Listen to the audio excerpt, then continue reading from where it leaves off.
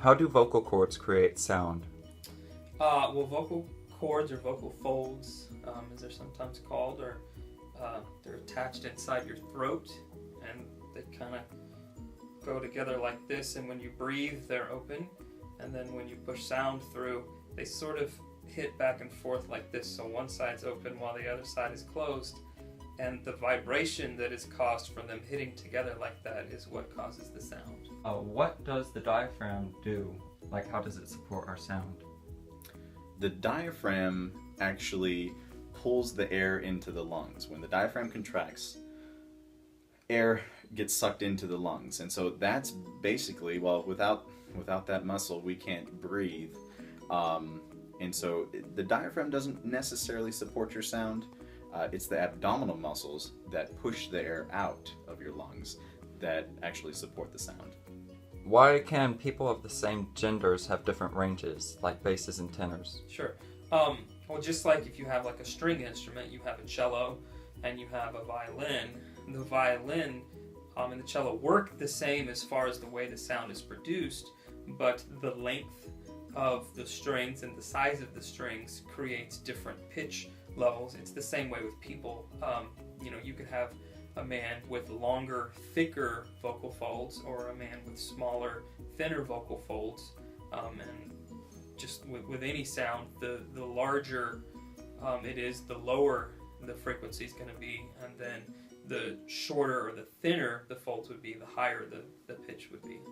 Why can people of the same gender have different ranges? So you're talking about men singing in a high voice, right? In their what's called their falsetto. So you have those two mucous membranes, the vocal folds that we were talking about. There's muscles attached to those vocal folds, and so when those muscles contract, they pull the vocal folds tighter.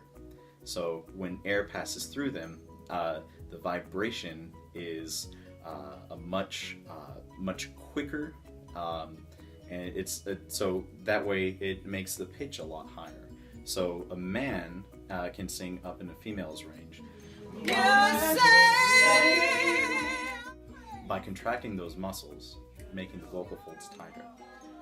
And there's some females that have lower voices, but that's mostly because of their of the length, or it's mostly determined by how big their vocal folds are. So the bigger the vocal folds, the lower the sound.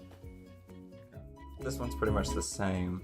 Why can girls sing higher than guys? Generally, not always, but generally, women are going to have shorter, thinner vocal folds than a male, and that produces a higher pitch.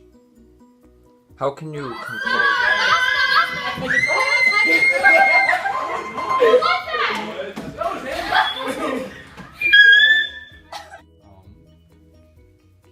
How can you control your sound? I don't know if that makes sense. What happens when the brain hears a pitch, the vocal folds actually adjust to that sound. Once you get the tightness of the vocal folds will adjust to that sound. So when the brain hears the pitch, those muscles react, and if you send that air through, it'll produce that pitch. Why can some people sing well while others can't? Really, there's a few people out there that have a hard time hearing pitches and things like that, but really, most people, the difference between good singing and not so good singing is a matter of controlling the physiology from the top to the bottom, and understanding how that works. And that's what creates good singing, is when you are in complete control of the diaphragm and the lungs and the throat and the mouth and the vowels that you create. And it takes a lot of practice and a lot of work, just like learning to shoot a layup or something like that takes work as far as gaining control over your body. It's the same thing with singing, but a lot of people think that you just open your mouth and let something come out, and so that's a lot of times when bad singing happens. How can you get the best sound with your voice? Two things: posture and breath support. So the posture is really important because you want to be able to stand tall so that I'll just demonstrate. If I'm slumping over, it's going to be pretty difficult for me to get a full breath into my lungs because right underneath my rib cage are my lungs. So if I sit up, it's a lot easier for me to take a nice full breath, right? And so again, that air that passes through the vocal folds is what produces the sound. And so in order to get it in order for those membranes to vibrate at a nice steady rate, first of all, we need enough air. And so sitting up and or standing tall allows for that to happen. And secondly, is the push from the abdominal muscles, having a nice steady flow of airstream. Just what is vibrato?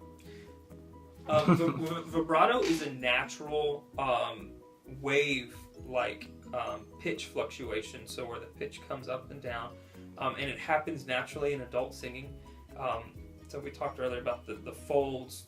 They sort of open and close in this kind of manner, and what happens is each time they open up here at the top, a little puff of air comes out, and when they close, that puff of air it stops, and so it's just constant puffs of air like that, and that causes sort of a natural rise and fall of the pitch, even though to us it sounds like a consistent sound.